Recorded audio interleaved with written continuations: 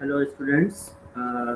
In our last lecture, we studied about ideal gas and the related laws. We have seen the postulates of kinetic theory of matter. Now we will continue our lecture. We will continue our course further.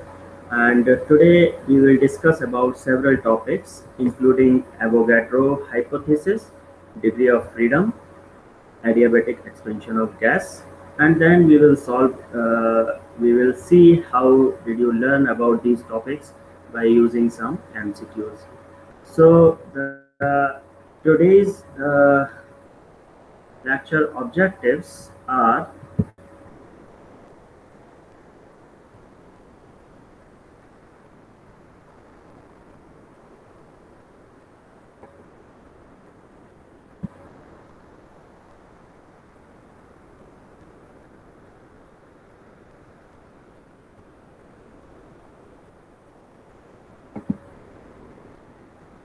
today's lecture objectives are related to understand the Avogadro hypothesis.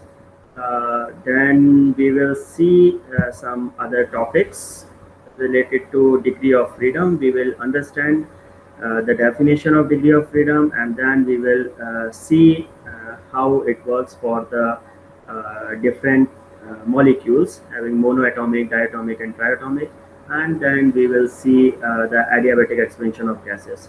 So after this lecture, you will be able to learn about different phenomena related to gas. You will get the knowledge of degree of freedom for monoatomic, diatomic, and triatomic molecules. Then you will learn the practical implementation of our phenomena using numerical problems. Okay. So to achieve these objectives and to reach to the lecture outcome, I decided the content of today's lecture in following points. The first one is Avogadro hypothesis. Then we will see Graham's law of diffusion of gases, and then we will understand about the Brownian motion. And the next topic is related to degree of freedom, which we will discuss in case of monoatomic, diatomic, and triatomic molecules. Then the next topic will define the Maxwell's law of equipartition of energy. Then after learning all this, we will establish a relation between molar specific heats and degrees of freedom. And finally, the lecture will end with the derivation of adiabatic expansion of an ideal gas.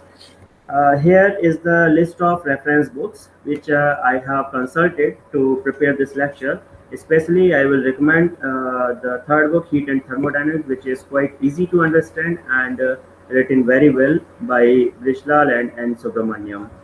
Okay, so let us start with the Avogadro hypothesis. Actually, this hypothesis states that the equality of molecules in two different gases at same temperature and pressure, they have similar number of molecules. Okay, so to prove this, let us consider two different gases A and B at same pressure. The pressure should be same for both gases, and each one should have the volume V. Let us consider that the mass of each molecule of first gas is equal to m1, whereas the number of each molecule of first gas is given by n. Then the mean square velocity of the molecules of first gas can be expressed by C1 square, right? Now we know, according to the kinetic theory, we have derived this equation in our last lecture, and for this states that for any ideal gas, for first gas, P equals to 1 by 3 rho 1 C1 square, where rho 1 is the density of that first gas. We can replace rho 1 by m1 n1 upon V. So this is the final expression, P equals to 1 by 3 m1 n1 C1 square upon V. This is our equation 1. Now in the same way, we have considered we have second gas also. So for the second gas, we can write P, we are using the same expression P for pressure because we have already considered that both gases are at same pressure. So P equals to 1 by 3 rho 2 C2 square, and rho 2 can be replaced by M2 N2 into C2 square divided by V. This is our second equation, and from equation 1 and 2 we can see the left hand side is equal. So that is given by pressure. So we can compare equation, the right hand side of equation 1 and 2, and that will give us 1 by 3 M1 N1 C1 square divided by V equals to 1 by 3 M2 N2 C2 square divided by V. On solving this expression, we will get simply M1 N1 C1 square equals to M2 N2 C2 square. Right, now let us consider if the both gases are at same temperature, for example T, then the mean kinetic energy of molecules of both the gases will be same, because kinetic energy directly dependent on temperature, and when we are considering the same temperature for both gases, then we can write the expression for kinetic energy equivalent. So according to that, the kinetic energy of molecules of first gas 1 by 2 M1 C1 square should be equal to 1 by 2 M2 C2 square. That is the kinetic energy for second gas molecules. On comparing this, we can write M1 C1 square equals to M2 C2 square. Now we can put this value in our equation 3. So if we put this value together, then it will cancel out from both sides, and the remaining part will be N1 equals to N2.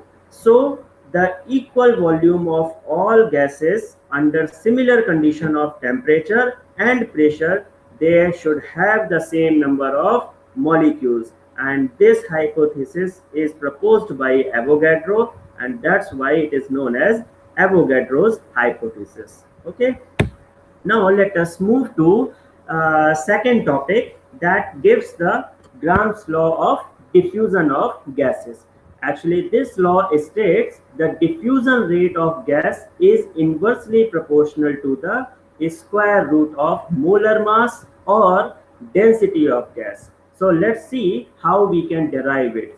As we know, according to kinetic theory, the pressure can be written as 1 by 3 rho C square. We can rearrange it to evaluate C, that will be equals to under root 3p upon rho. That means, because here the pressure is constant, so we can write C is directly proportional to 1 upon under root rho.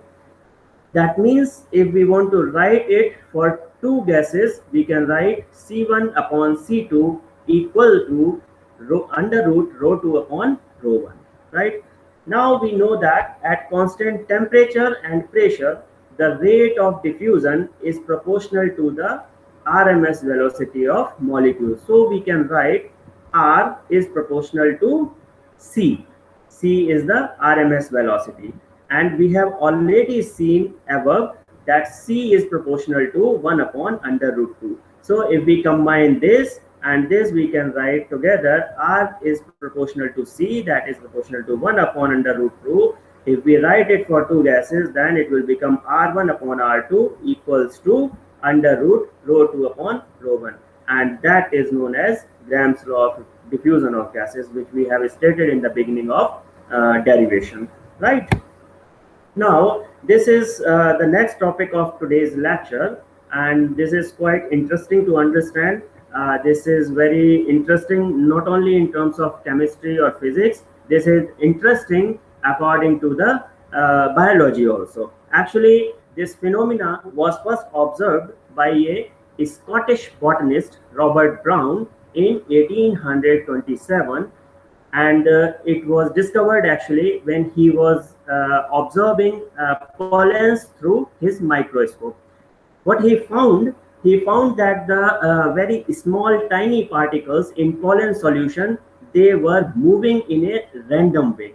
Okay, and for that, actually in the beginning he suspected that this is due to life of that pollens. This is associated to the life of pollens. But actually when he repeated this same experiment with a colloidal solution with some chemicals, some solutions, he found the similar phenomena, he found the similar behavior and in that colloidal solution. And the movement was quite similar, continuous and spontaneous to that of he observed in colloidal solution. Then he termed it as a Brownian motion. Later, this phenomena was extended to the gases also. This phenomena was found very useful to clarify the gaseous state of matter, and the motion of these molecules in gas was quite similar to the Brownian motion of particles in colloidal solution. You can see this random motion in the picture shown here. It is quite random and each molecule follow this kind of random motion in a gas. Here are some essential features of Brownian motion. We can characterize, we can point it out these in several points. So first point is the motion of each particle is completely irregular and random. As I shown you in the figure, you can see there is no regular pattern of the motion. This is completely random. So the first one is related to the pattern of motion. Then the second one is the motion is continuous and takes place forever. In the case of gas, this motion never stops. The gas molecules always remain in motion. Okay. The third one is the smallest particles appear to be more agitated than larger ones. So that is quite obvious. Smaller particles, they can move more randomly. So that's why they appear to be more agitated, right? The fourth point is the motion is independent of the nature of suspended particles. Then the next point is the motion becomes more violent with increasing temperature. Why it is happening? Because the kinetic energy is directly related to the temperature. So whenever we increase the temperature, we somehow supply the energy to the particles, and that's why the motion becomes more faster and it looks like a more violent. Okay. The next point is the motion is more conspicuous in a liquid of lower viscosity. Why it is so? Because if you have lower viscosity, that means you have a force of opposition. That's why the motion will be more random and will be more forcefully. So that's why the motion is more conspicuous. Okay. The laws of kinetic theory of gases are applicable to the Brownian motion too. That is true because we have already seen that this Brownian motion was first appeared in some liquid solutions, but then it was extended to the gases also. And because the kinetic theory is applicable to the gases, so these are applicable to Brownian motion also, right? Now let us move to the next topic, which is degree of freedom. So what is degree of freedom? It is simply defined as the total number of independent variables associated with any system, which are essential to describe the motion of a body. Now we can understand with some example. If we take very small ant and consider it moving on a small wire. Okay. Now it can move only along the wire. If it will divert apart from the wire, it cannot move somehow. Okay, it will fall down, it will divert its motion. In that way, it has only one degree of freedom. It can move only along the wire, or we can say along the x-axis, right? Now if we allow this ant to move on a piece of paper where we have two-dimensional paper, right? Now we have x and y, and the ant can move in any direction, in this, on the plane. It can move anywhere. So that means it is free to move in two directions, x and y. That's why it has 2 degrees of freedom. Similarly, if we extend our imagination to the insect or to the aeroplane that is flying in the air, so for the aeroplane or for an insect, it can fly in any direction along x, y or z direction. That means it has 3 degrees of freedom, right? Now This is quite normal case. Now, if we think in according to physics, we need to consider two type of motion. One is translation motion, and second one is rotational motion. Now, what are these actually? The question arises: what is translational motion and what is rotational motion? So, translation motion is defined as a motion where any object can shift from one point to another along any one direction or along any direction, x, y, or z. However, in rotational motion, this is the motion where an object moves around its internal axis. So if there is one object and the axis is going into this direction, it can move in along this axis, and that is known as rotational motion. Okay, so these are two type of motion. So if we consider a rigid body which not only moves from one point to another point, but also rotates about any axis passing through it, and there can be three axes, x, y, and z. So it can rotate along one axis, along y axis, and along z axis, right? So there is 3 degrees of freedom related to rotational motion, and of course for the translation motion there is again 3 degrees of freedom. So total degrees of freedom will be 6 for a rigid body. Okay, now we will understand how this degree of freedom works in case of molecules.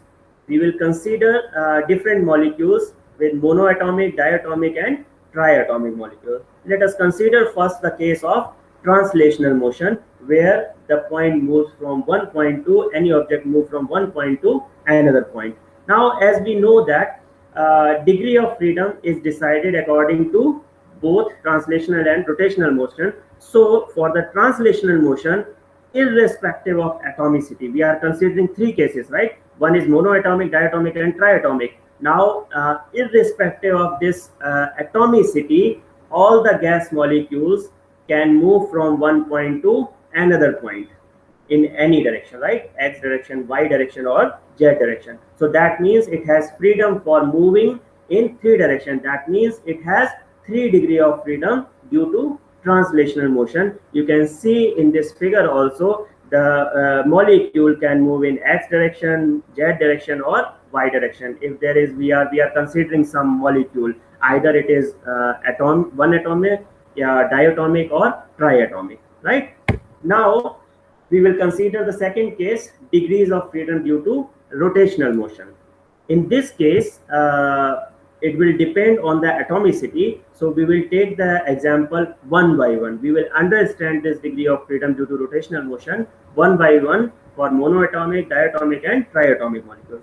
Now, first we will start with monoatomic molecules. If we consider monoatomic molecule, so that atom is very small and that molecule have only one atom. Now this atom is so small that we can consider it as a point only, point particle. So that means point particle has almost negligible dimension. There is no dimension associated with this tiny particle. So for any axis passing through the atom, there can be no rotation, okay, about the axis. There will be no rotation about the axis because the atom lies on the axis itself. That means monoatomic molecules does not have any rotational degree of freedom, right? So degree of freedom for rotational motion is 0 for monoatomic molecules. Now we will see the case of diatomic molecules. Let us consider we have some molecule where two atoms are lying on the x-axis, right? Now we are considering that the separation between the atoms is nearly fixed and it is called the bond length. Of course, if we talk about diatomic molecules, there should be some bonding between them, and this length is called bond length. If we assume that this bond length is along x-axis, or we assume that the line joining these two atoms is along the x-axis, then there will be no rotation about the x-axis. If the molecule is something like this and x-axis is like this, So the molecule cannot move in this direction. The molecule can move only in the either y-axis or along the z-axis. So that means there will be no rotation along axis, only two axes will be there, right? So this is the constant on the rotation of molecule, right?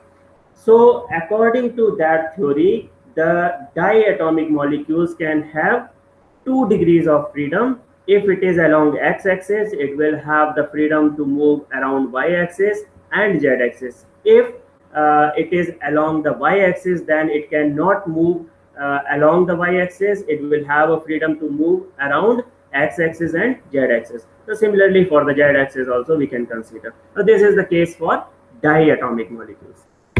Now let us consider the triatomic molecule. Okay, in this triatomic, as the name clears, there will be 3 atoms. So the first case is very simple, and simple in the sense that we have already seen the case for diatomic. Now if all the 3 atoms are in one single line or along the x-axis, it is called as linear molecule, right? If the line joining is very straight, in that case it will be along x-axis. So there cannot be any rotation along the x-axis. It can move along only y-axis and z-axis. That means rotation is possible only y and z-axis, passing perpendicular to the line joining the atoms.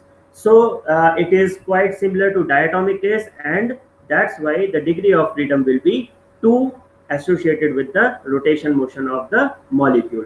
Now if we consider slightly complicated case where these atoms are not in the same line or not in the same line along the one axis. Okay, now we are considering that these 3 atoms are along the vertex of a triangle.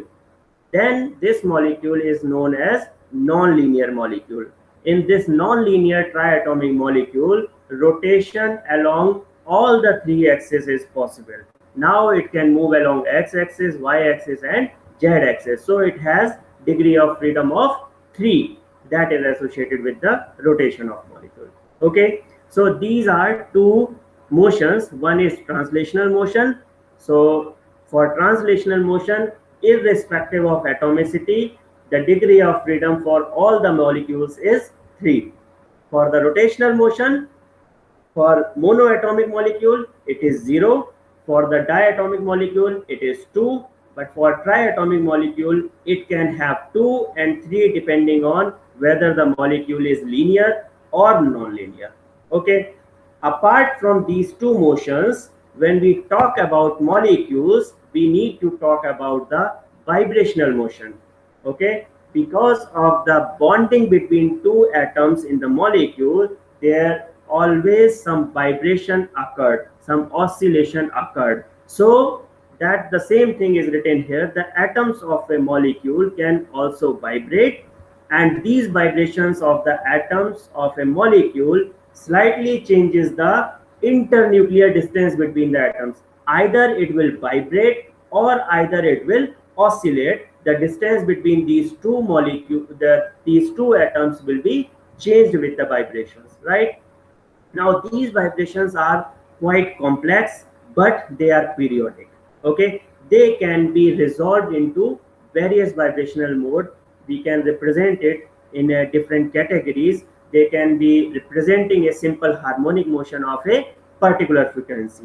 They are called as normal modes of vibration. For non-linear molecules having n number of atoms, there are 3n minus 6 vibrational modes, and for linear molecules there are 3n minus 5 vibrational modes. Now let us see the case for monoatomic molecules, because as you see, the vibrations are between 2 molecules, 2 atoms at least. So for the monoatomic molecules, there will be no vibrational modes. That means there will be 0 degree of freedom for the monoatomic molecules, that is related to vibrational motion. Okay, let us see the diatomic molecules case. In these molecules, the vibration of the atoms occurs along the line joining the 2 atoms, right? It can vibrate only in this way, right? This vibration can slightly increase the distance If it moves outside, this will increase the distance between the atoms. When it moves inside inwards, then it will decrease the distance between the molecules. So this vibration contribute towards the 1 degree of freedom, because only in this direction it can move. There is no other motion, right? This will be happening in this direction only, and this is only diatomic molecule, so the vibration can be occurred in this direction. So there will be only 1 degree of freedom. Okay, then we will see the case of triatomic molecule, which is more complicated. The vibration of the atoms here can be resolved into asymmetric vibration. There are three kind of different things: asymmetric vibration, second is symmetric vibration, and third one is bending. Bending is when, if we consider three molecules, something like this. One molecule is here, second is here, and third one is here. It can do like this. So there is a bending phenomena. Okay, this bending can be give some degrees of freedom. Then second or third one is asymmetric vibration and symmetric vibration. Now how it is working? Asymmetric case, something like this, and it is not in the same way, right? Symmetric vibration, when these move together like this. So this is known as symmetric vibration. The number of vibration modes can be given by 3n-6 for this, where n is the number of atoms in the molecule. Now we will calculate it for the triatomic molecules. See, if we are considering for triatomic molecules, it will come out to be 3 vibrational modes for the non-linear molecules. According to non-linear molecules, it will be 3n-6, and there are 3 atoms, so 3 into 3 is 9-6, that means 3 vibrational modes, right? But for the linear molecules, there will be 3n-5, that means 3 into 3, 9-5, that will be 4 vibrational modes for the linear triatomic molecules. Okay, so this is all about degree of freedom due to translational, rotational, and vibrational motion of the molecules. Okay, now we will go to the next topic of today's lecture, that is Maxwell's law of equipartition of energy. To derive this, we will start from the kinetic theory of gases, because this unit is related to the kinetic theory of matter, kinetic theory of gases. So everything will start from the kinetic theory of gases. According to kinetic theory of gases, mean kinetic energy of a gas molecule at a temperature T can be written as 1/2 mc square, that is quite normal classical way, and that will be equals to 3/2 kT, that was proposed by Boltzmann. So when we equal them, 1/2 mc square equals to 3/2 can be written as equation 1. But we know the RMS speed c square can be written in terms of 3 perpendicular components along the x-axis, y-axis, and z-axis. So that is written here: c square equals to u square plus v square plus w square. Now we know x, y, and z, all the axes are equivalent. That means mean RMS velocities along all the 3 axes will be equal. That means u square will be equal to v square equal to w square. So we can write u square equals to v square equals to w square equals to 1/3 square, because here if we write, if we compare this u, then it will be 3u square equals to c square. That means u square will be equals to 1/3c square. Similarly, we can write for v square and w square. That's what we have written here. So if we rearrange it, we can write 3u square equals to 3v square equals to 3w square, that is equals to c square. Now we can write equation 1 as 1/2 into 3mu square. We are writing just this equation 1, c square, we are putting 3 square, right? So we can write it 1/2 3mu square equals to 1/2 into 3mv square equals to 1/2 3mw square equals to 3/2 kT. Now we can take 3 as a common from each part, each section. That will cancel out from 3 on the right hand side. Then the equation will become 1/2 mu square equals to 1/2 mv square equals to 1/2 mw square equals to 1/2 kT. That means the energy associated with each degree of freedom.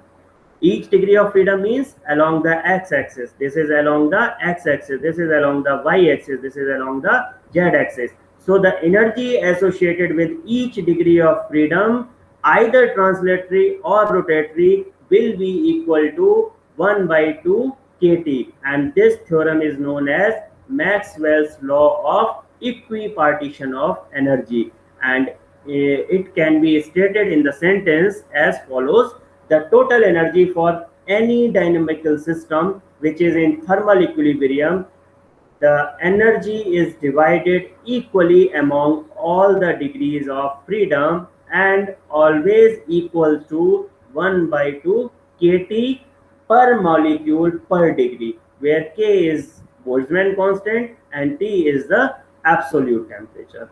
Okay. Then we will see the relationship between molar specific heats and degrees of freedom. We have already derived, defined the degrees of freedom for the molecules. So now we are clear in our mind about the degrees of freedom. We have also studied about the molar specific heats. So now we will correlate them, how they are related with each other. So we know that for an ideal gas, there is no component of potential energy because there is no interaction between the molecules, or there is no force of attraction, to be more specific, between molecules, right? There is no force of attraction, and force of attraction directly gives the value of potential energy. That means there is absence of potential energy in ideal gas. So the internal energy U of the gas will be equal to only kinetic energy component, right?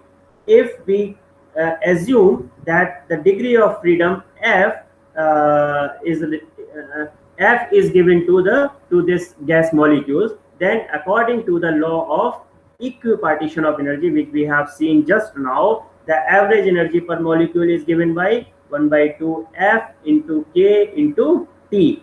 So the energy per gram molecules will be equals to U equals to N into, because here it was given for one molecule. Now we have considered that in our gas system we have total N number of molecules. So the total energy per gram molecules will be N into 1 by 2 FKT, where N is given as Avogadro number, right? Now from this equation, if we see N into K is R, that is gas constant. So if we put these two together, it will be R. Then the equation will become U equals to 1 by 2 FRT. Okay. But by the definition, we know the molar specific heat of a gas at constant volume can be written as CV equals to differentiation of internal energy with respect to temperature. So we are putting the value of U, which we have calculated just now, which we have written here 1 by 2 FRT. If we differentiate it with respect to temperature, the final expression will be 1 by 2 into FR. That is our equation 1. This is molar specific heat of gas at constant volume. Now we will consider the specific heat of gas at constant pressure.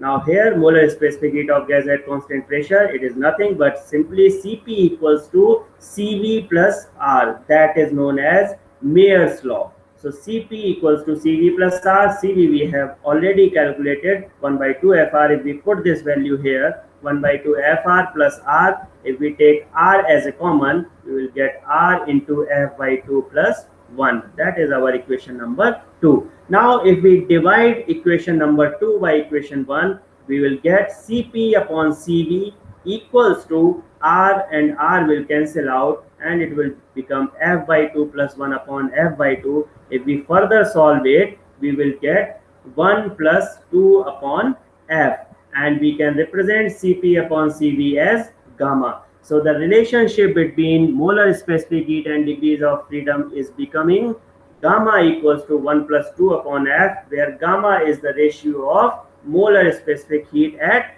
constant pressure and constant volume.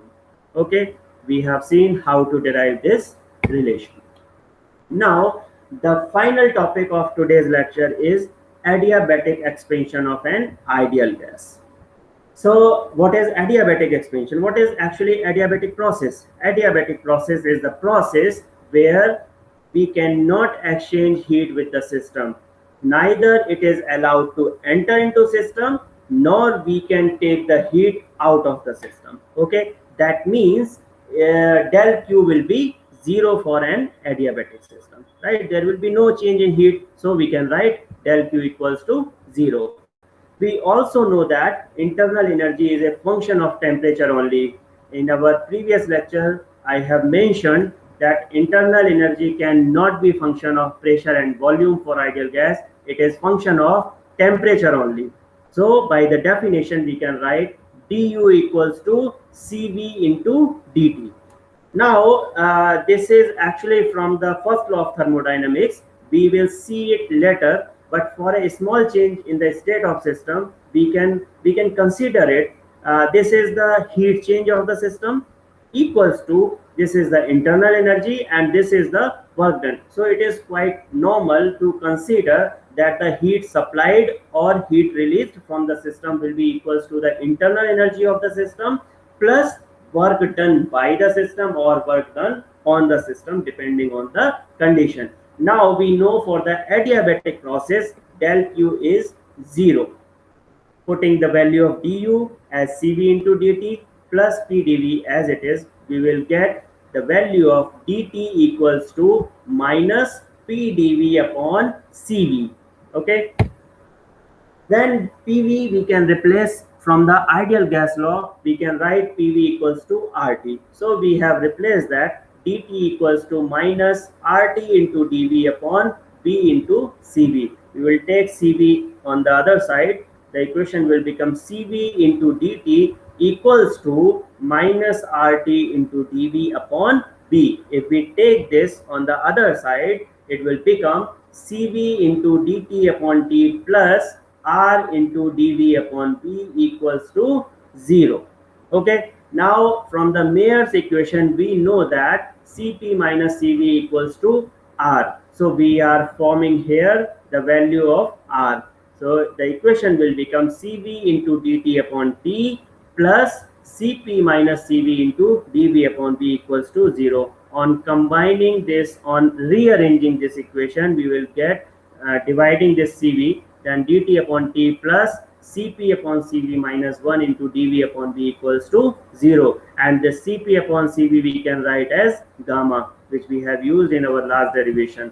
So it will become dt upon T plus gamma minus V into dV upon V equals to 0. Now, if we integrate this equation, what we will get on integrating this term, dt upon T, 1 upon T is, we can write log T, right? The integration of this term will be log T plus gamma minus 1 is as it is because these are the constants into dV upon V. The integration of this will be again log V and equals to, because it was here 0, so that means it is constant. Now if we combine this together, these are under logarithm. We can take gamma minus 1 in the power of B, then it will become log T V की power gamma minus 1, that is equals to constant. Since it is constant, we are removing log from here and we can write this equation as T into V to the power gamma minus 1 equals to constant. Now if we put the value of T from relation PV equals to RT, we can get different expression. Now you can see here, this expression is the relation between temperature and volume, and that is for adiabatic expansion of an ideal gas. Now we can write the same equation in terms of pressure and volume and pressure and temperature. To do that, simply we can use this equation PV equals to RT. We are putting the value here in place of T, then we will get PV upon R into V to the power gamma minus 1 equals to constant. If we solve this, we will get simply, because R is constant again, R we can take on the other side, the remaining part will be P into V to the power gamma equals to constant. Again, if we put the value of V from PV equals to RT, we will get the equation like T into RT upon P to the power gamma minus 1 equals to constant. Again, removing R from here, we will get T to the power gamma divided by P to the power gamma minus 1 equals to constant. On rearranging this, we can change the order of this. It was here denominator, but it is on the top here. P to the power gamma minus 1 upon T to the power gamma. Since it is constant, there will be no difference. It will be equals to constant. So we are getting three important relations here between different variables. First is temperature volume, second pressure volume, and third one is pressure and temperature. So this will give for any adiabatic expansion of an ideal gas. So now this is the quiz timing. Let us do some exercise, and how we can do this.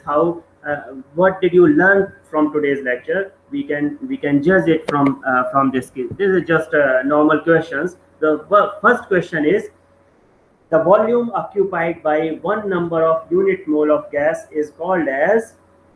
1 mole has a mass numerically equal to half the molecular weight of the substance. Second option is 1 mole has a mass numerically equal to the molecular weight of the substance. Then third option is 1 mole has a mass numerically equal to double the molecular weight of the substance. And the fourth one is none of the above. So the right answer is answer B. 1 mole has a mass that is numerically equal to the molecular weight of substance. Okay, let us move to the second question. Second question is, what is a mole of substance? Okay, sorry, this question is wrong, but anyway, we can skip this question here. The third question is, in Graham's law of diffusion, the constants are temperature and pressure, volume and pressure, density and volume, and temperature and density. So for that, we need to recall Graham's law. What Graham's law says, R1 upon R2 equals to under root of ρ2 upon ρ1, or we can write it in terms of C1 upon C2 also. So what are the constants? The constants are temperature and pressure. So the right answer is A. Now the next question is, what are the degrees of freedom? We have defined today the degree of freedom. So what are the degrees of freedom? Option A is total variables in the process, total species in the process, total reactions in the process, or none of the mentioned. So what we have defined degrees of freedom as the freedom of variables, the total number of independent variables. So the right answer will be A. Total variables in the process are the degrees of freedom. The next question is, the degree of freedom for n particles in space will be equal to 2n, 3n, n, or 0. So think about this. We have already given some example with the help of aeroplane or some insect which is flying in the sky, and sky we can consider as a free space. So space has 3 dimensions, x, y, and z. Okay, so according to that, each particle has degree of freedom of 3. Now here total number of particles are n, so the degree of freedom for n particles will be equals to 3n. So the right answer will be B. The next question is, in liquids, the particles move randomly with unlimited space, move randomly with limited space, vibrates at a fixed position, vibrate randomly with unlimited space. What the particles in liquids do, what the molecules in liquids do, they move randomly with limited space, because for liquids we take some limited volume. So although the molecules in the liquids, they have higher degree of freedom in comparison to solids, that means they have less intermolecular forces. That's why they can move randomly. Or if we consider the Brownian motion, the particles are always in motion randomly, but the space is not unlimited. The space is limited where we are putting this liquid. Okay, so the right answer is B. The next question is, in gases the particles are closely packed, not free to move, regularly packed, or far apart.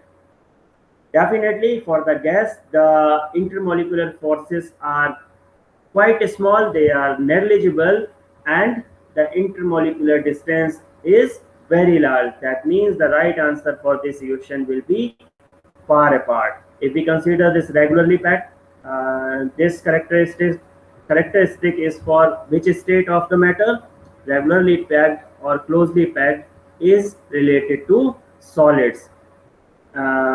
Then the not free to move is also related to solids, but these are not actually not free to move. If we go to very extremely lower temperature, in that case we can consider the Bose-Einstein condensate. They are barely moving. They are not really free to move because the motion is very small at that temperature. Okay, so for this, answer D is the right answer. The next question is, matter consists of tiny particles that are termed as matter, ions, atoms, or elements. Definitely elements cannot be in the matter. Okay, the matter itself is a matter. The tiny particles, ions, are not in that state, we can consider in the matter. So the right answer will be atoms. C is the right answer for this question. The next question is, gases have low density and mass, high density and mass, high density but low mass, and low density but high mass. Which is the right answer? The right answer for this question is A. This is low density and mass because the particles, the molecules are far apart. So the density is very less. Right, the last and final question of today's quiz is, according to Avogadro's hypothesis, the molecular weights of all the perfect gases occupy the same volume under same conditions of pressure and temperature. The second option is, the sum of partial pressure of mixture of two gases is sum of the two. Then third one is, product of the gas constant and the molecular weight of an ideal gas is constant. And the last option is, gases have two values of specific heat. So which one is the right answer? Answer A is the right answer. The molecular weights of all the perfect gases occupy the same volume under same conditions of pressure and temperature.